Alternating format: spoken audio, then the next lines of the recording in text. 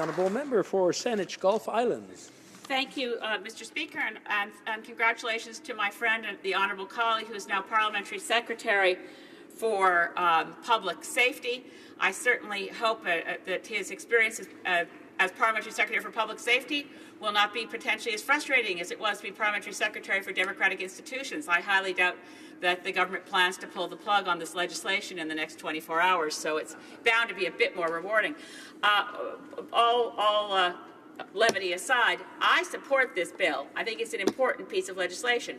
It is absolutely the case that when Mr. Justice O'Connor and others testified in the hearings on Bill C51 in the 41st Parliament, the failure of Canadian governments over time to have oversight, parliamentary oversight of security operations and security entities, was drawn to our attention numerous times.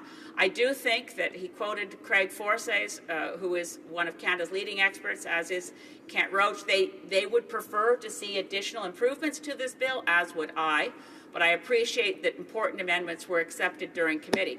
So my question is this: would the Parliamentary Secretary be able to update us on what is being done to remedy the egregious multiple affronts to security and safety in Canada that came forward in Bill C51? I opposed Bill C51 not primarily because it offended Canadian civil liberties, although it does, but because it created silos in the views of people like Mr. Justice O'Connor, where CSIS would have information, have no obligation to share it with the RCMP, no obligation to share it with CSEC, and so it's really C51 makes us less safe, and the faster we can get rid of all of its various elements, potentially other than Part 2, well, the better off we'll all be. Honourable Parliamentary Secretary. Thank you, Mr. Speaker, and I thank my honourable colleague for her question or comments. I share her concerns, and before I address the concerns as they relate to Bill C51, just to speak to the bill that's in front of us, C22, it's important to note that there's a 5-year review, a mandatory review.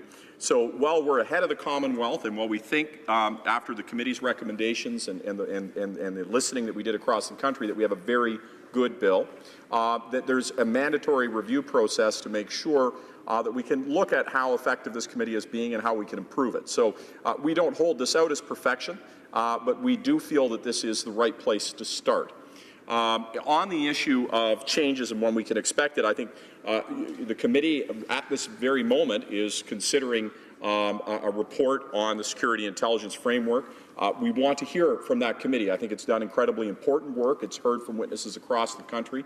That committee report, I think, is going to be a very important input into the minister's overall process on responding. We have very clear platform commitments on what we feel needs to be changed and improved to get right that simultaneous work that needs to be done to protect Canadians and also to ensure that their rights are also protected. So I think that the committee report's coming out. I would expect action by the government very shortly thereafter, informed by that process.